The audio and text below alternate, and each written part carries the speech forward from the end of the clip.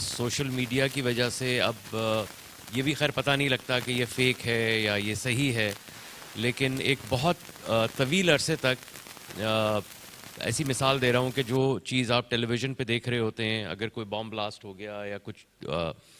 کوئی اور ایسا انسیڈنٹ ہو گیا،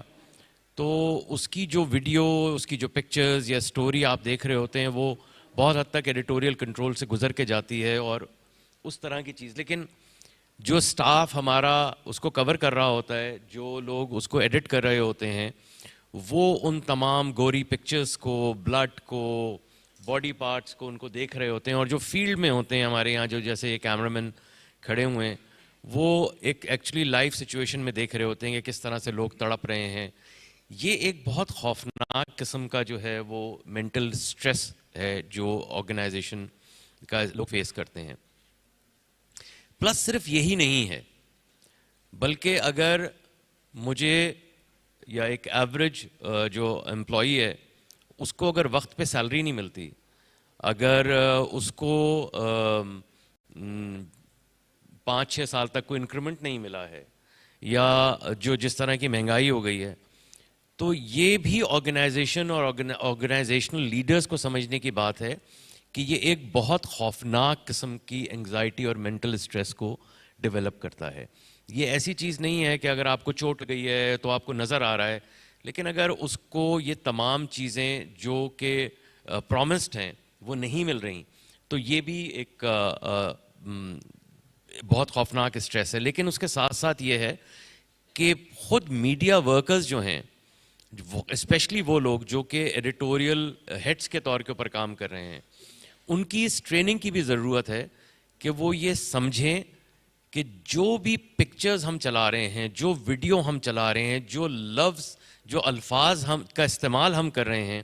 اس کا ہمیں ہمارے دیکھنے والے کو یا پڑھنے والے کے ذہن کے اوپر کیا امپیکٹ آ رہا ہے. اس ٹریننگ کی بھی جو ہے وہ بہت زیادہ ضرورت ہے، اسپیشلائز ٹریننگ کی. میں آپ کو ایک بہت چھوٹی سی مثال دوں کہ آج سے کوئی 10 سال پہلے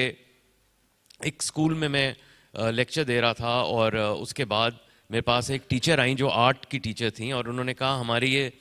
گریڈ 5 کی ایک اسٹوڈنٹ ہے، یہ اس زمانے کی بات ہے جب بہت زیادہ بام بلاسٹ ہو رہے تھے، سوسائڈ اٹیکس ہو رہے تھے مسجدوں میں بھی اور جگہوں کے اوپر. تو انہوں نے کہا یہ ہماری اسٹوڈنٹ ہے، یہ جب بھی کوئی ڈرائنگ بناتی ہے اور اگر والز یا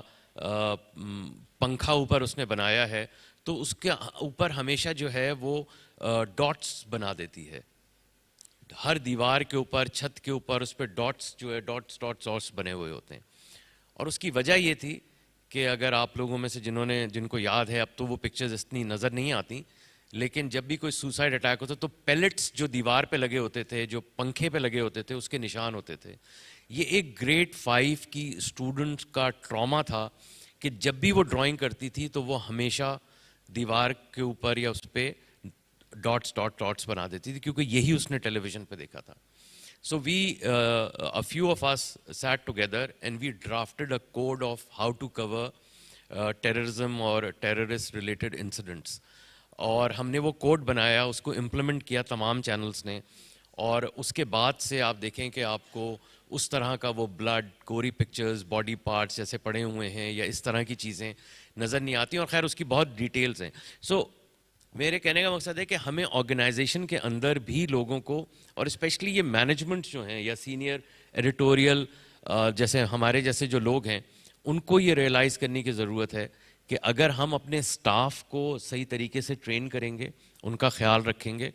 تو اس کا امپیکٹ بڑا لارجر اس میں ہوتا ہے، کیونکہ ہم واقعی جو ہے وہ امپیکٹ ڈال سکتے ہیں لوگوں کے اوپر.